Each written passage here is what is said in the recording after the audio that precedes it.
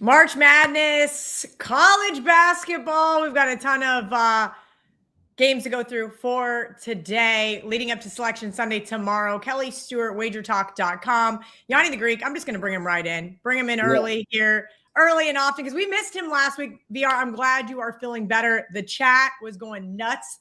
They were pissed off that you weren't here to bring us your steam as well as some UFC. This UFC card, I don't know if it's as we'll say it's okay. I got some stuff from John Murray I want to run by you, but first, let's get right into it. We've got the guys from Full Court Press coming in after you, but for 10, 15 minutes, I really just want to hit what the sharp guys played. I've got my list from Art, and I'm ready to hear it. Perfect. Disclaimer first, tell you when I win, and I always tell you when I lose. Now, over the last 3 days, I'm down in college basketball. I've given out 15 bets. I'm 6-9, so 3 games under 500. But if you zoom out a little bit, I'm up over the last 10 days, over the last 30 days, and over the last season. We're number 1 in college basketball for the season. So that's key. I'm trusting my power ratings and the information. With that said, going into this weekend, Saturday and Sunday, there's a ton of value, but you got to be very selective because you're going to see movement on every one of these games, but that doesn't mean there's a sharp position on every one of them. Like the opportunity to middle, to scalp is so easy on boards like this that you're going to see line movement on every game, but there isn't a move, a position taken on every game, if that makes sense. Here are some of the signs that are already in your Steam sheet today.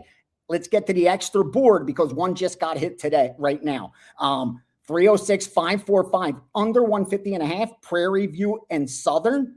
They also took Southern -3. Now, I like Southern because it matches up with my power ratings. I have Southern -4.5, but I haven't released to subscribers as a premium because I'm trying to narrow down the strongest ones based on the line and my power ratings that also are confirmed with the betting syndicates. Like when it all lines up, our results have been best.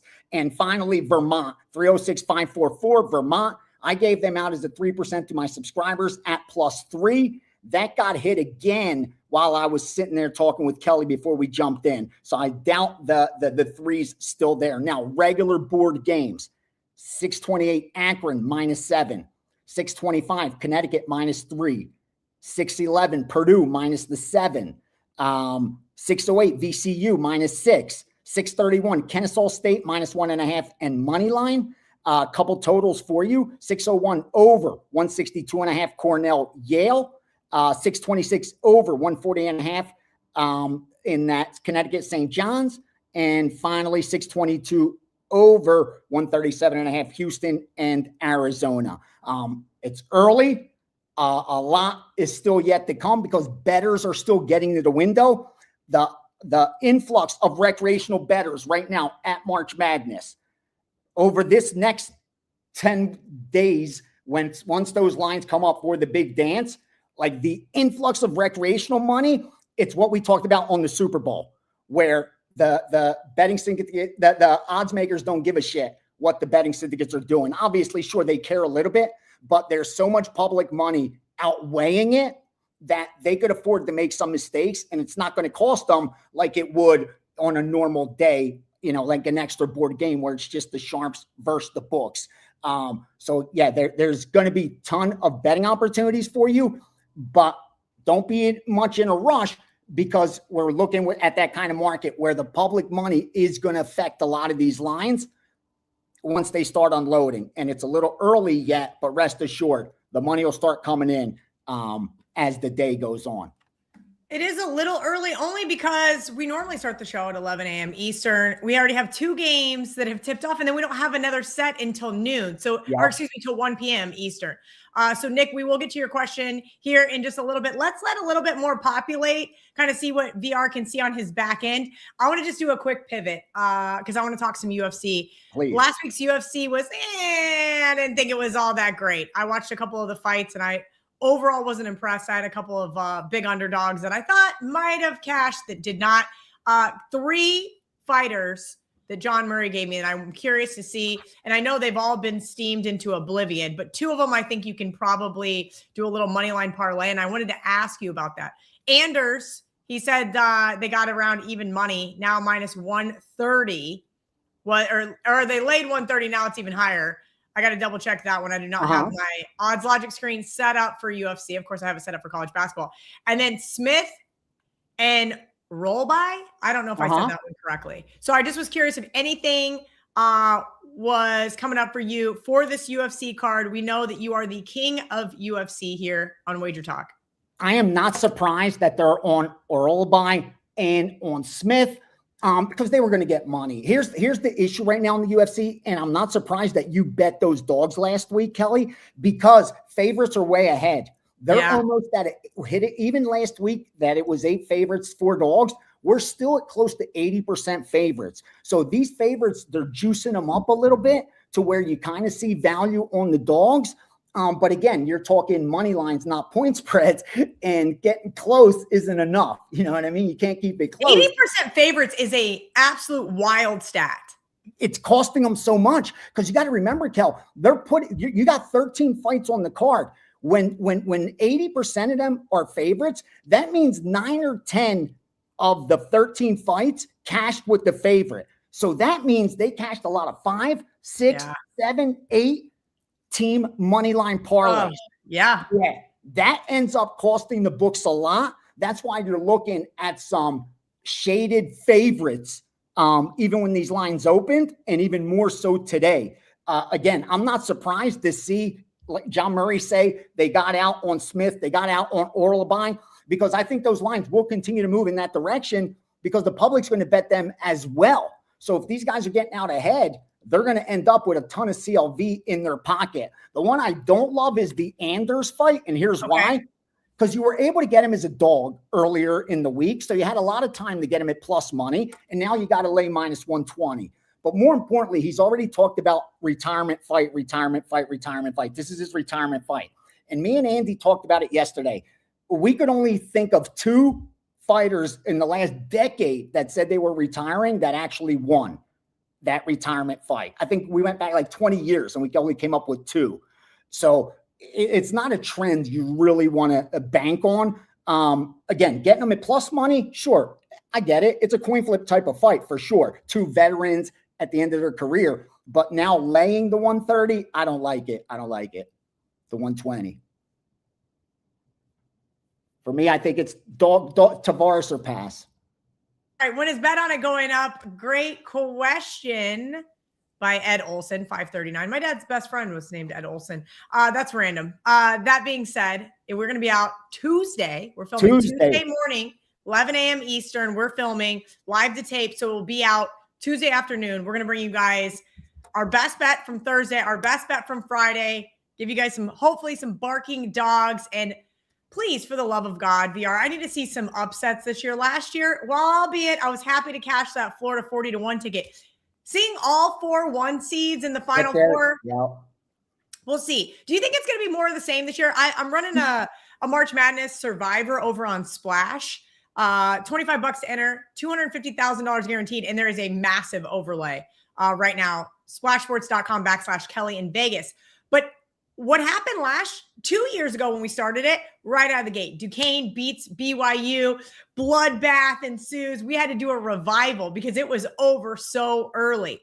Last year, we had a bunch of people tie because it was so chalky. You do a ton with power ratings for college basketball, and I'm curious, what do you think this March Madness is going to look like? Do you think it's going to be the cream just rises to the top, the Floridas, the Michigans, the Dukes of the world are just that much better because of NIL, because of the transfer portal? Or do you think we are going to see some Cinderellas and some upsets? Ton of parity. We will see some upsets, but later in the tournament, when some of these teams that are lower ranked than they should be end up winning in what I didn't think was a huge upset, but I think based on the rankings, it's going to look like huge upsets. And here's why.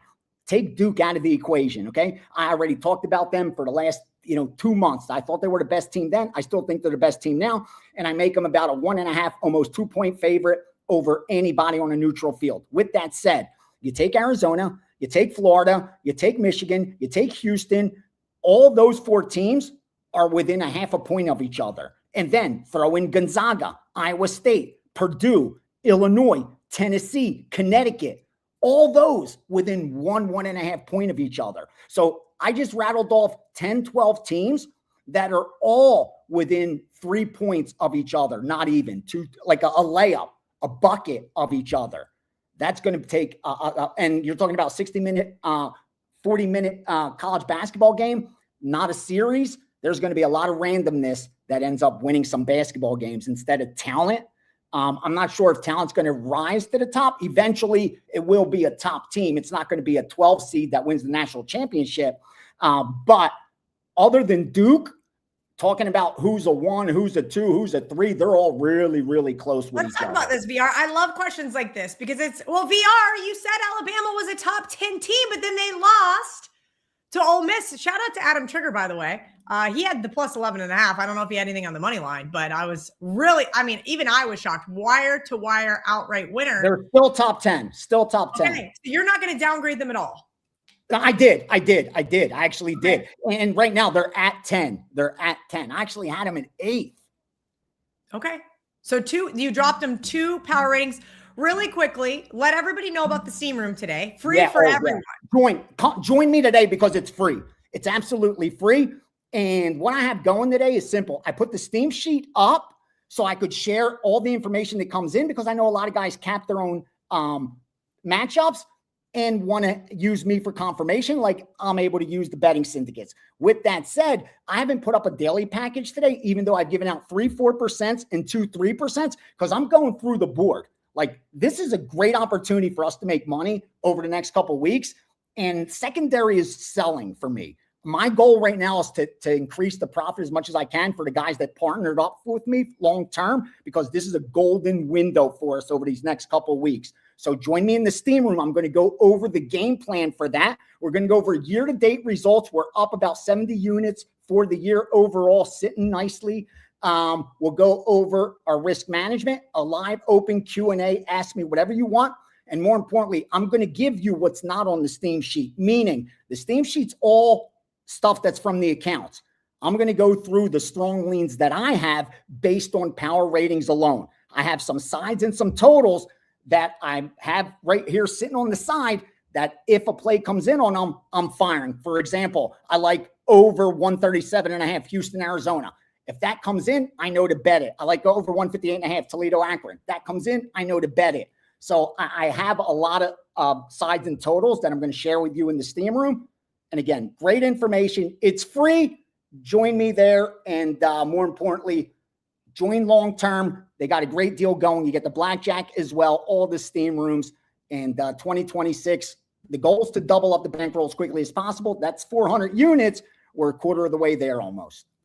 All right, VR. And one other question I had for you do you have anything loaded over on Sportsmemo? Right now, Sportsmemo is our new $7 marketplace site. And if you are actively watching this show, you get this coupon code SAT50, SAT50, that's going to get you 50% off anything that you guys want today over at Sportsmemo. So if it's VR, if it's Trig, if it's Veno, if it's all three, you guys are going to get 50% off. Yeah, I've taken that so seriously since I said this about 2 weeks ago that I'm going to use Sportsmemo for those guys that want to do it or use sports betting as an investment vehicle, but just don't have the bankroll to pay for information. But I'm going to put, when I have something really strong that would have sold for, $29, $25, I'm going to put it over there. Since then, I've only put 5 plays up. We're 5-0 over there. So I've been very selective. I'm not going to stay at 100%. But I'm staying very selective. There will be a college basketball today because I do have a handful of really strong plays that I'm working on confirming. So make sure you go over there, hit refresh, because I'm only putting a play up as soon as I have a confirmation of a really strong play. So I'm trying to get one up daily. Obviously, I don't have something every single day that I could put up there. But when it's up, you're getting a great deal for $7. You're getting, like I said, something that I would have put up for 25, 29, 35 anywhere else. All right. I love it. You guys can catch more of VR every single day on WagerTalk today. And then you guys are going to be back to watch Bet on It with me, him, and Marco, our March Madness edition. It's going to be a good one, so you're not going to want to miss that one over on the WagerTalk YouTube channel. Again, guys, don't forget, go check out the Steam Room. Go over to sportsmemo.com. SAT50 gets you 50% off anything. VR, thank you. Thanks, and we will see you on Tuesday. All right, guys, from Full Court Press coming in hot. We've got lots of college basketball to go over. I know we've already got 2 games that have started. So Trig jumped in the comment section early and said, you guys got to check out, I think it was Yale. I don't know. It was too early for me to be talking about Ivy League basketball. Good morning, Adam Trigger, Rob Veno. What's up? Yeah, all I was saying is, I mean, if you missed that, you probably missed it because there's 30 points in the first 5 minutes of the game. I was saying the over made a lot of sense. So if you saw that, you're probably off to a good start because I don't think anyone's missed a shot yet. All right. Game. Well, we like good starts, and we're going to start off hot with our good friend Garth right here. 18 and run on Full Court Press plays. Let's cook 603, 604. Penn Harvard looking at the under 136.5. 6-22 to the under in conference play is wow. That sounds like Ivy League basketball. Rob Veno, do you want to talk about this one, or do you want to pass it off to Adam Trigger? Sounds like Trig wanted to jump in quick. Go get him, Adam. I just want to make sure you know that Ethan Roberts has been ruled out for the Ivy tournament. So I'll actually let Rob go because it's a totals question, but like he's so important to what Penn wants to do. And he's already, not only has he been ruled out for today, he's been ruled out for the entire postseason. He had like concussion symptoms come back, and they've already said he's done for the year. So I would have liked Penn in this game, but without him, both of these regular season meetings were so close. You take out their best player. It's tough to like Penn. I don't know, Rob, do you think under there without him? Because he is a lot of what Penn wants to do on offense. Yeah, and it makes a ton of sense because Tommy Amaker's team, they want to play defense first. Fran McCaffrey and Penn closed the season really strong, Adam. You and I have talked about this, where their offense seemed to find the cohesion. Not necessarily an Iowa Hawkeye offense, but where Ivy League terms into context with Ivy League terms, they've been really, really good as of late. But again, Roberts is a big subtraction. Harvard's a defensive or predicated in defense. So it's hard to sit and think that Penn is going to come out shooting really well against this team. It's hard to think that Penn's going to be able to have pace against this team. First couple of games were both played in the 120s, which is, significantly under what the price tag on the total is today. So again, you start adding up all those elements, and under makes a heck of a lot of sense. We're not going to argue with Garth, though. We say this every day, Kelly. Even if we come in with a handicapping process that might be a little bit different than what Garth is suggesting, we're never talking people off of what he's throwing up there because he's been red hot, as indicated by that little chat room text. You know who also has been red hot, and Veno, yeah. I don't mean to push you to the wayside, but I've been told that Adam Trigger has been on a little bit of a heater himself. So I'll let Trig promote that here, as well as getting both of you guys through March Madness, $198. And no, that's not listed on the site, wt.buzz/fullcourtpress/FCP.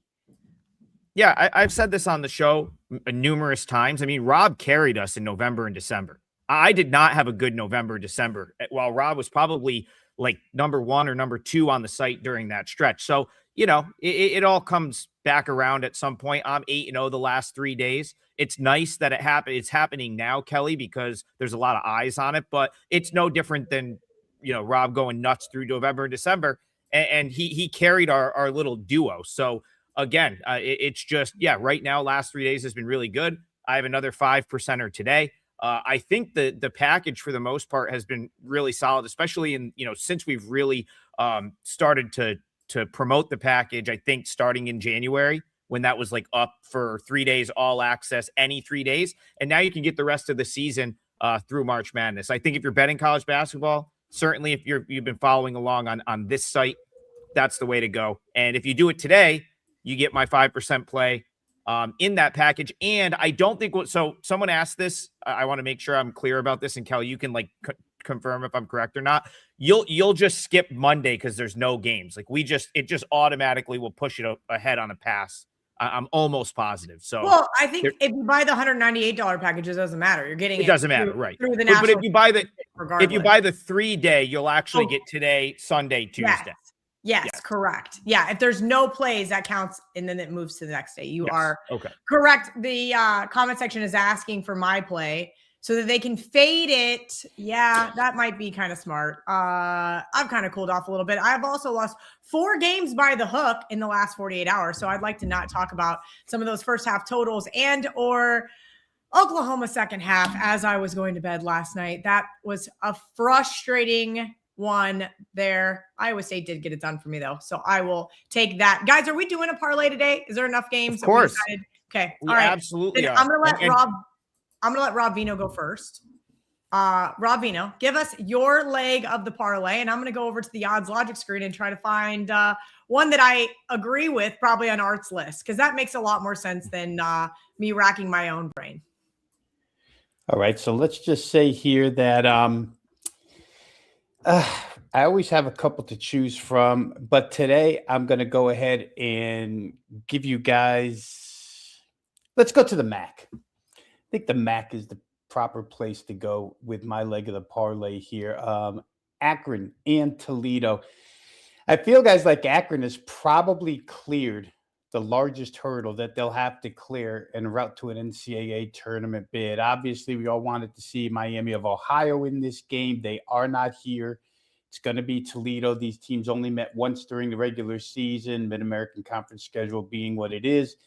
Akron did win that game 91-81. Akron has been absolutely lights out defensively as of late. Last 5 games, tremendous on defense. Last night, only allowed 29.7% from the field to Kent, which in my estimation was a much tougher ask than what they're going to see in Toledo here. Major advantages here, guys, in this game, especially on the boards for Toledo. And if you want to be more specific, you look at their offensive board work, where they're the best offensive rebounding team inside the Mid-American, and Toledo's 12th in defensive rebounding. One thing you don't want to give Akron is second chances at the hoop, simply because they're basically the best shooting team in the league. First in 3-point shooting, second in 2-point shooting. When you have a team that can shoot it that well, last thing you want to give them is second chances. Toledo, not a great year for them. They're middle of the pack in just about everything. They don't play with as much pace as they once did. Akron's the team that will try and push tempo here, number 2 in the league. So as you go through it, and I don't think that there's any fatigue level with Akron here either. I think Akron has all along kind of felt like they were being disregarded as the world talked about Miami in this league being undefeated. Obviously, you have to talk about them the way that the nation did. But in a lot of bettors' minds, I'm sure in the Akron locker room, we've all thought that Akron was the best team in this league anyway. I think they prove it here. The line's bumped up 7.5 early, 8.5 now. But I think they can win it by 10 plus like they did earlier. It was in late January, that first game. So give me Akron as my leg of the parlay, minus 8.5 tonight in the MAC championship. Yeah, if you guys are looking in the comment section, Art said that Akron was played early this morning. -7 might have even been last night. So keep an eye on that list there and see some of the line moves. I know which team I'm going with, and you guys could probably guess as well. Adam Trigger, we're going to start getting some of these questions from our chat. Titan CT, who I cannot believe is not a WagerTalk insider. Like I see his name a million times. When we used to do the Hustle show, I thought it was CT's burner account. But Titan CT, 606 St. Louis. St. Louis is a 5-point favorite over Dayton. This was who I wanted to be my next head basketball coach, Trig. But we're going to take Alexander in stride. You were texting me yesterday. Kelly, you should be excited. If you guys missed it, K-State got the coach from Belmont, formerly Lipscomb. So we'll see how that plays out well for me. But I was pretty high on the St. Louis train. But the argument was, well, he hasn't won anything either. So is he going to win today?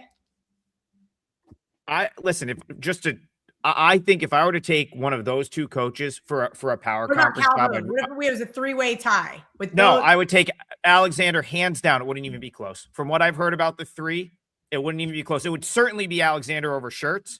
And listen, I just don't know if Calhoun and Schertz, if they're the way they coach and their style translates to power conference basketball. Whereas I think Alexander probably does. That's the only thing. Like, we've seen Calhoun win at Youngstown and at Utah State, I guess a little bit. it's not like Youngstown did anything crazy like in the tournament, but he won consistently. Same thing with Schertz. He's won at Indiana State, Division II, and St. Louis. Like they're tremendous coaches, but I don't know. I just feel like you have to have a certain kind of like personality to win also at the absolute top. So like, if you're asking me, I think Kansas State made the right choice. I would have had the Belmont coach, Casey Alexander, rated number one out of those. I'm gonna defer to just being happy that we have a new coach. Yeah. How about that? Hey, you didn't go the assistant route. Like, I hate promoting assistants. I hate taking an assistant from another school. So all of those guys, you want to see guys Bruce that have Weber won. Retread. You kept saying or the that. retread coach. Yeah. Stop saying that. Like, yes, he was a retread. I was never excited. There was nothing about the Bruce Weber hire that ever excited me. Yay, he won a national championship with Bill Self's players. I mean, I don't know. So, okay, we're gonna get into for Titan CT though. I'm excited about this game to the point where I'll actually make this my leg of the parlay.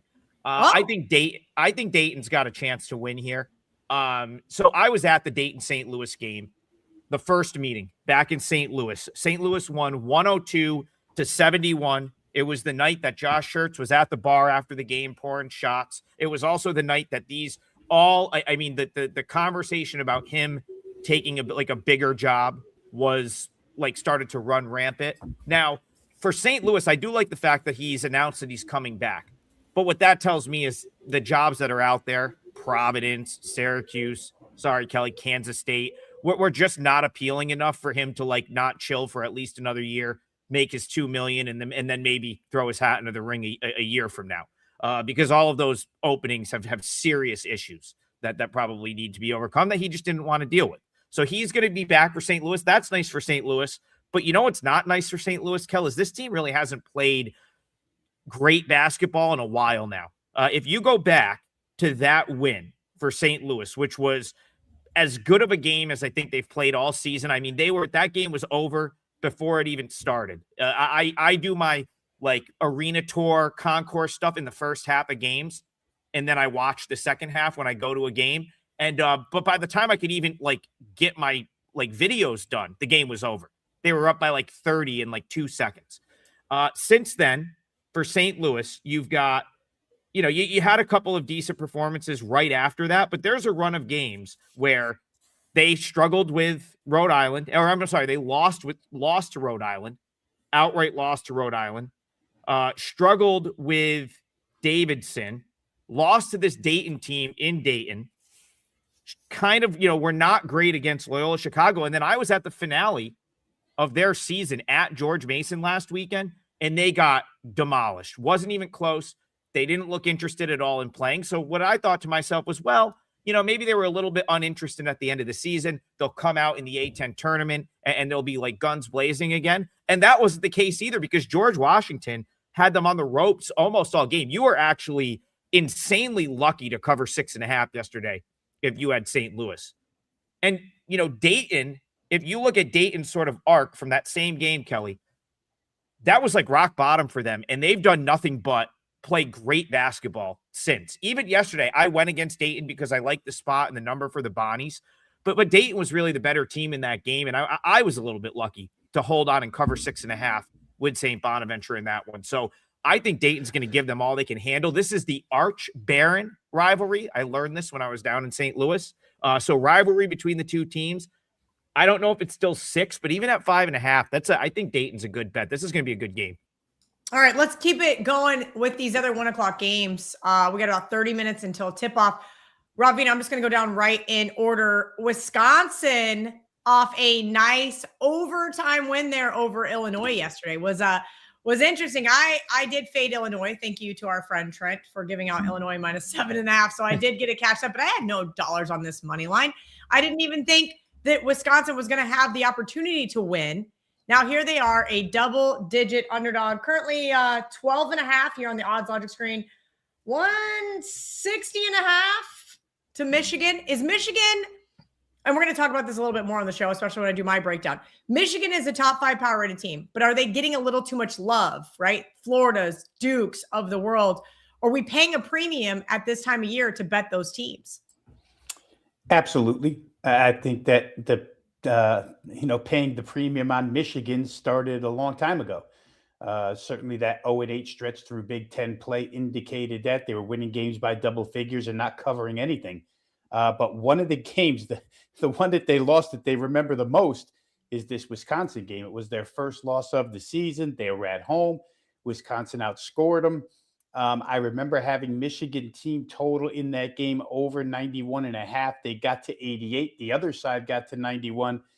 The guard combo of this Wisconsin team, which seems to be taking sort of a seesaw effect. One guy does the bulk of the work one day. This is recent, of course, and the other guy does the bulk of the work the next day. But Boyd and Blackwell continue to be on a roll. The safest way for me to play this game, Kelly, and I did play it, was Michigan team total over 85.5. Michigan did not have a good offensive outing yesterday against Ohio State, just was very unlike Michigan in their misses, in their inability to put points on the board. I can, if I'm going to justify it because of my play, I would justify it by saying it was opening game of the tournament for them. It is Ohio State, Michigan, somewhat of a rivalry, but here, I can see this team looking for some atonement against Wisconsin. I don't want to lay 12.5 because Wisconsin's able to catch fire offensively, but they can be had defensively for sure. Wisconsin's proved that all season long. Greg Gard's team, much different than what they used to be as far as being an offense-minded team first instead of defensive-minded as they have been for most of our lifetimes. Michigan here should score 86. I think you get a bounce back effect. I think you've got a little bit of revenge in the back of their minds. I think they make more shots than they did yesterday. So for me, that was the safest way to go. Just isolate, play Michigan to score their points. I don't want to trust them to win by 13 just because the point you made was probably the best of all in this contest where you're probably paying a little bit too much for Michigan. Yeah, and I said it yesterday on X. I had a Buckeye fan ask me, he's like, what do you like today? And I was like, well, actually, I like Michigan. That should bode well for you. And there were points in time I thought they might actually lose that basketball game. Obviously, they pulled away late, but nowhere in any point in time were they going to cover that game. It didn't seem like they couldn't get any fast breaks. There wasn't any like that typical Michigan where I thought, okay, here's where they hit the gas and they're gonna go up double digits. It just did not happen.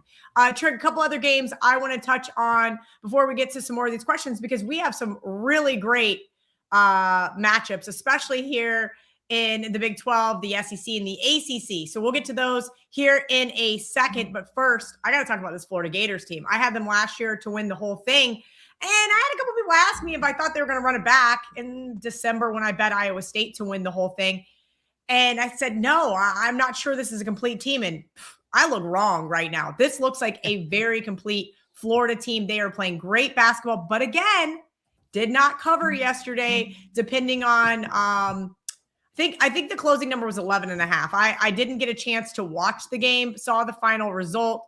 Break down Vanderbilt, Florida for us. Vanderbilt currently 7.5 point underdog, total 160.5. Yeah, I mean, if you want to talk about, I've seen a lot of games in person, a lot of teams in person, most of the top 25.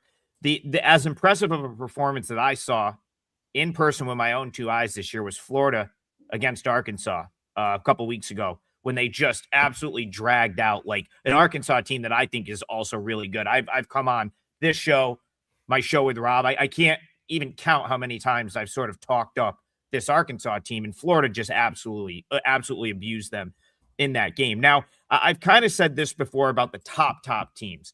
I never really know how to treat the very, very top teams this weekend because right now, especially for a Florida team, Kelly, that won the NCAA tournament last year, this weekend is not the of utmost importance. Like it's nice. I'm sure they'd love the trophy, right? I'm sure they'd love to cut the nets down again. But the main concern for Florida is clearly another, repeating as NCAA champion. So the reason I bring that up is not because it's not that I don't think the players care or that they care about the result of the games. It's that you're always being asked to cover a premium number against teams that are also pretty good. So, you talk about yesterday.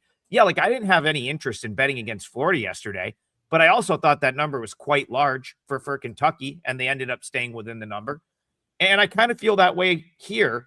8, 7.5, 8. I think I even saw 8.5s at one point with Vandy. Like, I think this is a good Vandy team that's also gotten a little bit healthy in the backcourt. They were thin at the guard position for a while, but Duke Miles has since come back. And it's like, this Vanderbilt team for a stretch, go back to mid-January when they were still undefeated and they had all the hype surrounding them. They took Florida back in, on January 17th, right to the brink, 98-94. And I really wouldn't be that surprised if this game plays out similar. Like, if you even get the slightest sort of not focused from the Gators, they'll be on the rope to lose this game. Even if they are focused and Vandy plays their game, like, Vandy's good enough to at least hang around. So this is a scenario where I don't think I'd really want to be stuck like laying 8, 8.5, especially knowing that Florida knows that they have to come out and play again tomorrow if they win.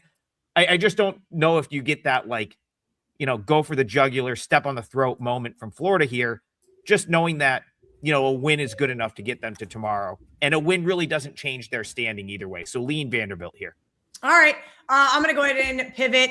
We're going to talk about a game that is an arts list, and it was one that was on my long list as well. That is Virginia plus 7.5. And I did not mean to put Trig on by himself. I'm still working on this producer thing. Okay, guys. So we're going to take Virginia here over the Blue Devils. If you guys are noticing a theme, we're saying, hey, this team's overvalued. This team's overvalued. And oh, by the way, this team is overvalued. And that team would be the Duke Blue Devils. I get it. Number 1 on KenPom, number 1 in everybody's power ratings because of that dynamic defense. They like to play slow. They're a lot more methodical than we've seen from Duke teams in the past. Typically, that was a Virginia team, right? And they still do play at a very low tempo, making points at a premium here. So I'm going to keep this one short and sweet. I'm going to take that top 25 defense in Virginia to keep it closer than the 7.5 suggest. Shout out to Art DeCesar for putting me onto that one. I don't want to take any credit for it. So if you guys are looking to fade me, maybe don't fade that one because it's not from me. I don't want to take credit for it, but I do like Virginia. So parlay is Akron, Dayton, and Virginia. For those that have been playing the full court press parlay, good luck to us. We need to hit one of these. And oh, by the way, speaking of hitting, I can't believe I've been promoting everything else on this show except for tomorrow's Selection Sunday show. We're going to be here at 5:45 p.m. Eastern, right before the show tips off on, I don't even know what channel it's on. We're going to have to figure that out. I got a new TV in my office so I can watch it and react with you guys. We're going to be going over all sorts of things. We're going to talk about who the number 1 seeds are, what they got wrong, where some of these seedings are going to, have us circled. We're going to be looking for maybe second round matchups as well. Teams that we want to bet on early. We're going to have the odds logic screen open and kind of live reacting. Me, Adam Trigger, Rob Veno, Steve Merrill, and Brian Power. I'm going to do my best to steer the ship. Trig, I mean, you're going to get my live reaction to where Sienna gets put. So where I'm going to try to go in a few days. So yeah, I'm looking forward to it. If we're not a 15 seed, I'm going to be pissed. Because they might put us at 16, and we should be at least a 15. I know you guys. I expect to be a 15 in Philly or Buffalo. That's what I expect. No one cares about Sienna. Actually, here's a good point. Trig got dragged in my group chat, guys, by a guy named Joey Cheese over his Sienna take the other day versus UConn. So there we go. That's where we're going. Rob Veno's backyard. We're going to talk UConn, St. John's, 6:30 p.m. tonight on Fox. St. John's, Rick Pitino, we all know. He is very well known in the Big East tournament for how well he does against the spread, but he is a 3.5 point underdog here on the odds logic screen. Total 138.5. Rob Veno, I'm going to let you take the floor on this one. Yeah, I wouldn't be so sure this game sees 139, Kelly. And I'm basically, I like to play overs, but these two defenses have been so good as of late. And it's interesting with UConn. I think we've kind of said it all season long, but it seems like they are capable of flipping a switch. Now, they've played without Jalen Stewart, so I won't say 1 through 9, which is my customary line here, but 1 through 8, they're as talented as anybody in the country. It hasn't shown up in season-long ATS results. kind of seems like the team was disinterested with the miserable structure of the Big East Conference this year. There's just nobody good other than St. John's, nobody to pique UConn's interest other than St. John's. And they certainly piqued their interest last time because UConn lost the first meeting and St. John's got to 40 points the second time. That was it. So St. John's, after that game, Rick Pitino took the high road. And I think he's had his focus on this game ever since, or this potential for a rematch ever since. So you're going to see a lot of defense in my estimation. They're both playing lights out from that perspective. Where side is concerned, what really opens my eyes last game was the way, Zuby Ejiofor is one of my favorite players in the country, and he was dominated by Terrace Reed in that game. You don't see Ejiofor get absolutely annihilated by an opposing center the way Reed annihilated him in that game. Probably a little bit of revenge there on his part, personal revenge to try and, make a name for himself again against Reed. But it could be that when Reed's interested, he's just the better player. I think UConn's the better team, Kelly, overall. My advice, and I'm not, I love to play head coach here behind my desk in southeastern Pennsylvania. If I was Rick Pitino and he went to this last year, boy, I would try pace, because neither team is just going to come down and set up against these opposing half-court defenses and score a lot of points. For me, this game would be under 138.5. And again, like I say, under doesn't come out of my mouth all that often, but this one should be defense-oriented. All right, Trig, we're going to go over to the Big 12 because this line... Can I just say something about UConn quick? No, the reason we already I'm going to say you in the group chat because Joey Cheat. The reason he was annoyed with me is because I said UConn just an atrocious team, and so I'm just going to come on here like this team is awful. I'm sorry, compared to where they are ranked, this team sucks. Okay, if you look at the Ken Pom top 10, I'm just going to use Ken Pom because that's what everyone can reference: Duke, Michigan, Arizona, Florida, Houston, Iowa State, Illinois, Purdue, UConn, and Michigan State. UConn is far worse than those 9 teams. Like far worse. And the only reason that we're going to find out, but we're not going to find out. We're not going to find out tonight because St. John's isn't any good. They can't hit any shots. So UConn very well might win this game. It's not a bad matchup for them. I was at the first meeting when St. John's ball pressured them to death and won that game. Well, UConn blew them out in the second meeting. The first meeting was closer, but St. John's really pressured them and got after them. But even if that doesn't happen tonight, the reason I'm going on this mini rant right now is UConn is going to get an insanely high seed, and they are going to be a team you want to fade this coming week because they are getting so much credit for the name on the front of the jersey. Like, this team is nothing like the UConn teams of past years. I'm not saying they won't beat a 15 seed, maybe even get to the Sweet 16, but you will have a great chance to fade UConn in the tournament. And I would play all UConn fade stuff, not to make the round of 32, not to make the Sweet 16. I would ladder fade UConn. I will be shocked if they're a part of the second weekend of the NCAA tournament. There you go. Inevitably, here comes that UConn Siena first round matchup. I hope it would. More. Give me that in Buffalo, New York. I'll be the first person there. That's what I want to happen. For my entertainment purposes only, I would love. It's what it should be. UConn, Siena, and Buffalo or Philly. 2 versus 15. That's what it should be. Listen, I'm here for it. So I'll cheer for UConn today so they get the 2 seed because I think if they lose today, they won't get the 2 seed. But that's a whole nother argument for another day. We now have to move to the best conference. That would be the Big 12. And I was mind blown this morning. I got up, I turned on my odds logic screen. I was getting some work done early. I was going back and forth with Ski Profit. We were arguing like we do every single morning. And I said, how the hell is UConn a 2.5-point underdog? What am I missing here? I was on Iowa State yesterday. That was like my pretty much lone bright spot. God, I can't believe they didn't win that game. But that took a lot out of Arizona. Now they are a 2.5-point favorite over, a team that got to arguably just coast past Kansas.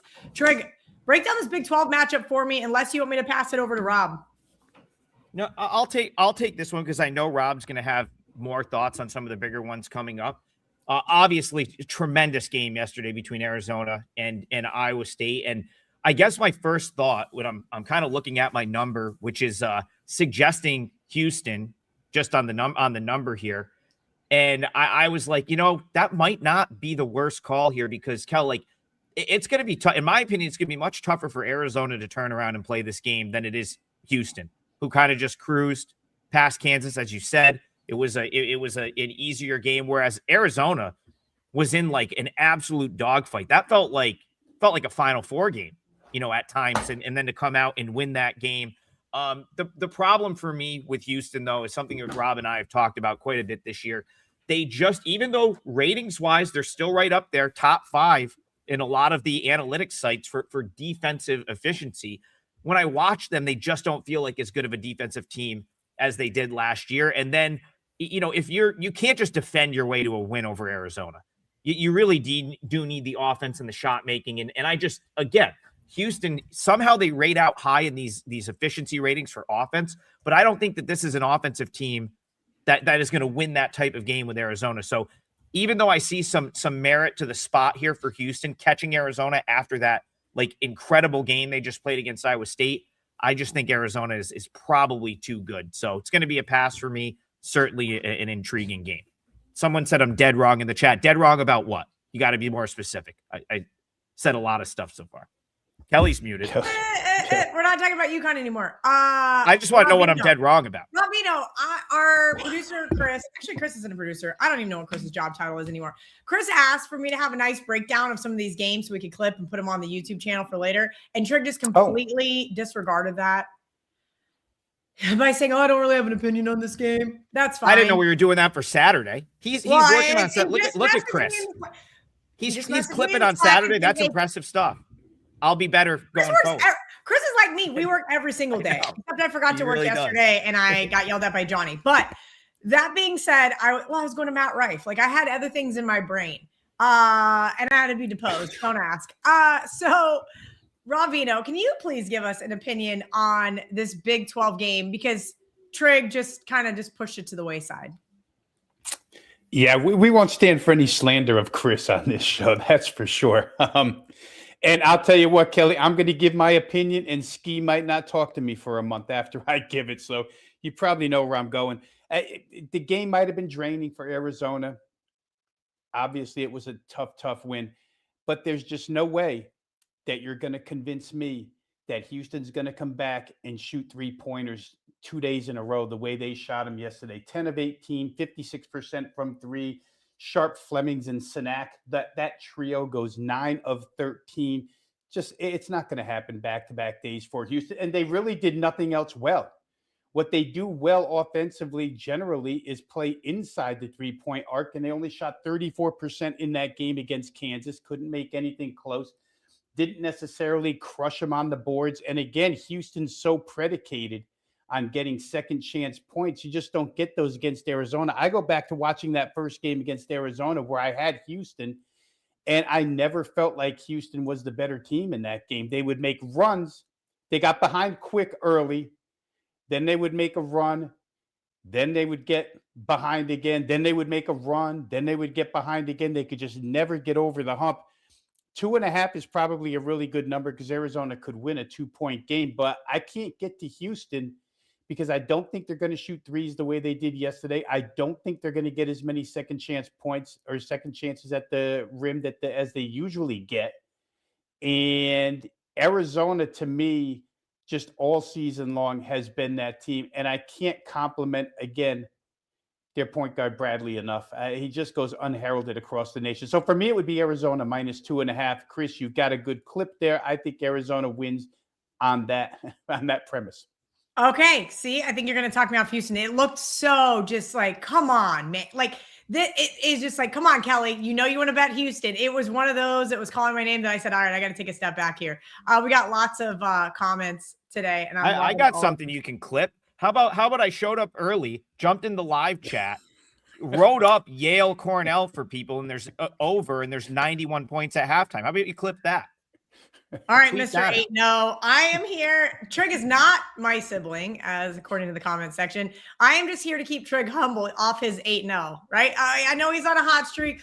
I'm not even not being humble. I just think UConn sucks. That's nothing to do with being humble. The genie bottle is open. People in the comment section are Trig, take a Valium. Like, I'm dying. I am just like, I got hair jokes. People are Kelly and Trig siblings. Like, I did go cough. I did go energy drink energy drink coffee this morning, which was probably a bad decision. Probably only needed had one a of the coffee two. this morning. Brett made me a coffee and he put butter in it. So there's like butter chunks in the bottom of my coffee because I let it get cold. And I'm like, are you saying I need extra fats? Probably. And also, we've got a couple more games to talk about here before we end the show, but everybody's loving it. We're having a great time. One more energy drink.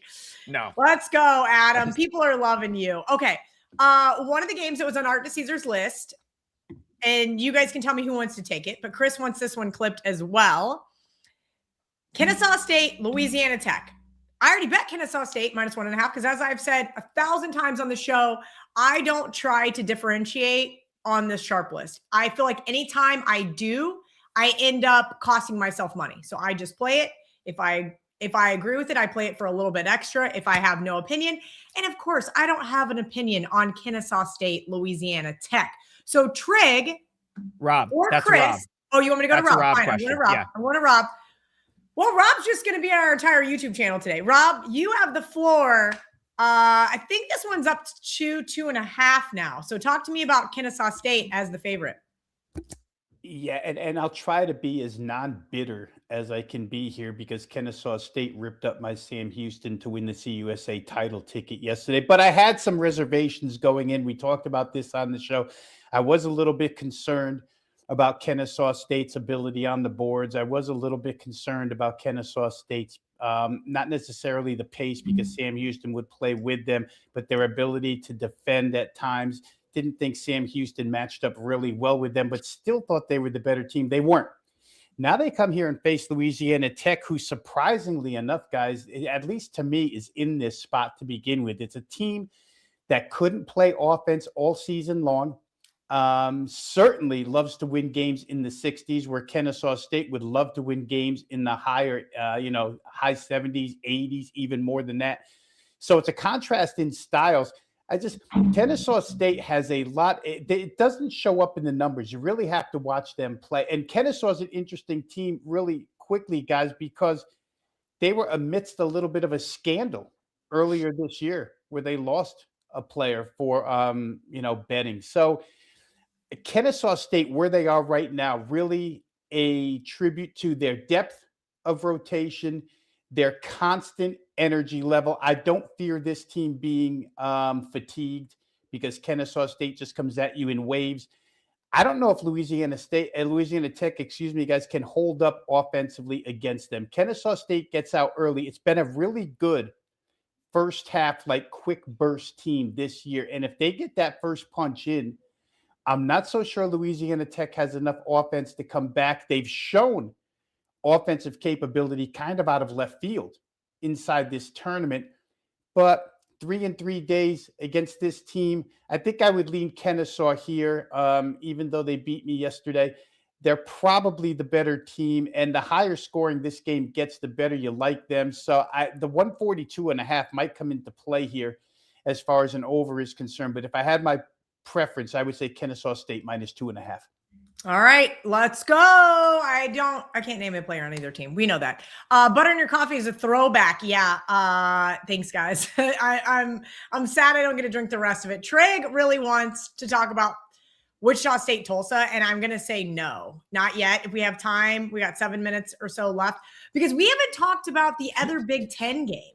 Purdue, UCLA. A lot of guys in the comment section saying they like UCLA today. A lot of people saying they like UCLA to spring the upset I saw early on. Lots of guys agreeing with you, Trig. UConn does suck. Yeah, Trig, stay hot. There you go. Trig, let's see if you can stay hot here. Give me a little bit of a breakdown. Purdue, UCLA here. Current line, Purdue, 7.5 point favorite, 144.5. 2 games today, Kelly, that I would have absolutely loved if not for a key injury. One of those was Penn, which we talked about earlier with Ethan Roberts. The other one is UCLA because Tyler Bilodeau is probably not going to play. And I think if he was playing, I would be all over UCLA at pretty much. My number was always going to like UCLA pretty much no matter what it was. But man, I feel like he's been so key to, to just what they've done throughout February. Of course, UCLA, typical Mick Cronin team. It was, there's been stretches where it looked like they were a full sort of sell this year. And, they've battled back. They've started to play their best ball. Donovan Dent has been incredible. And then yesterday, Bilodeau leaves with an injury, and he's more than likely out for this game, probably the rest of the weekend. Now, the other thing you can look at, I guess the flip side of that is he really barely played yesterday. I think only played about 10 minutes. And UCLA didn't really seem to miss a beat against Michigan State. Won the game 88-84. Dent had 23 points.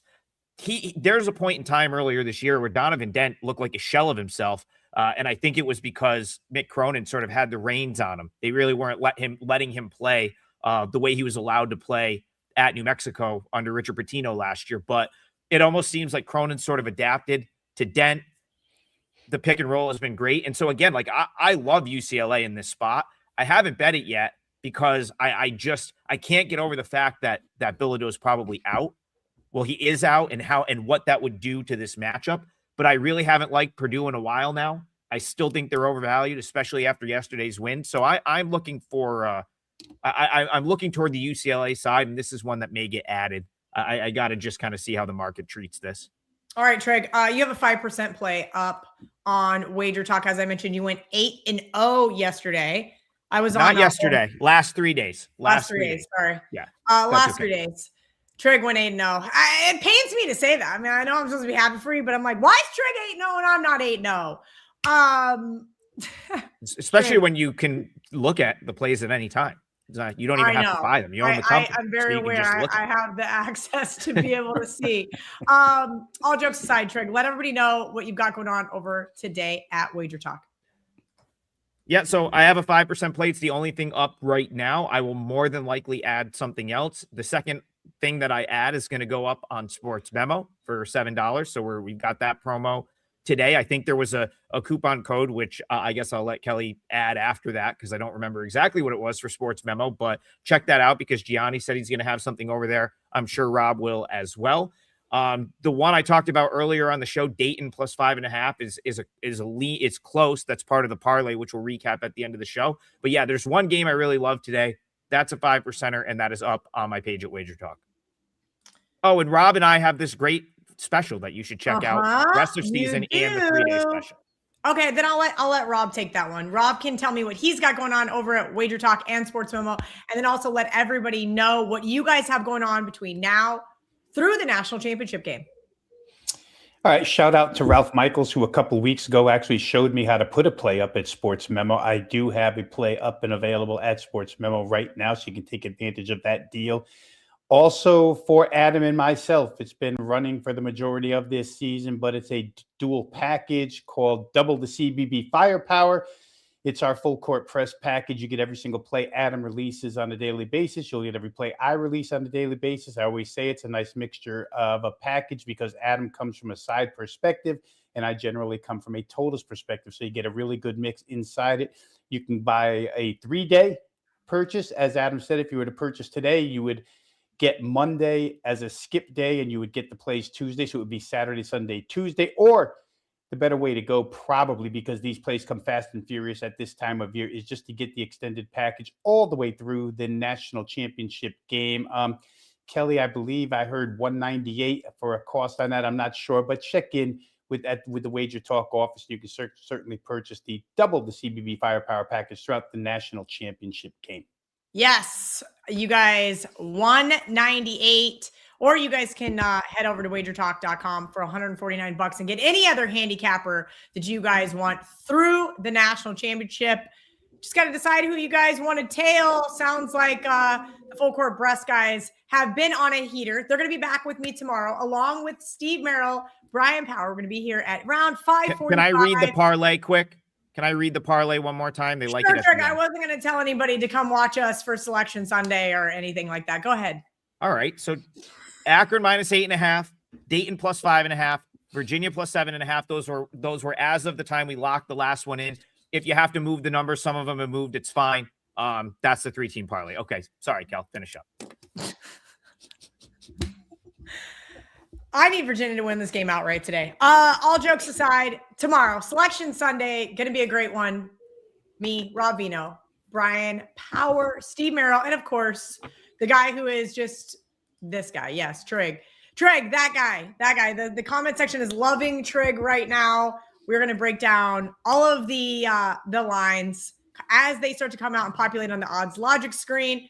Hopefully the guys over at Superbook are on top of it. We'll also have DraftKings, FanDuel, Circa as those start to populate and say, hey, here's who we're looking at early. This is a game I've got circled because I'm expecting this one to get bet up or bet down a certain way. So lots of insight. And I know a lot of people want to talk about USIDR, right? Sean Michael said he was going to drop 100 Gator hatchlings off at my house if I didn't talk about this game. We're not talking about it because it doesn't matter yet. We've got to beat DR, then win the whole thing. We at least beat Canada. And that, to me, was enough. Last night, I was very, very happy to just beat Canada in one more little thing. That's all.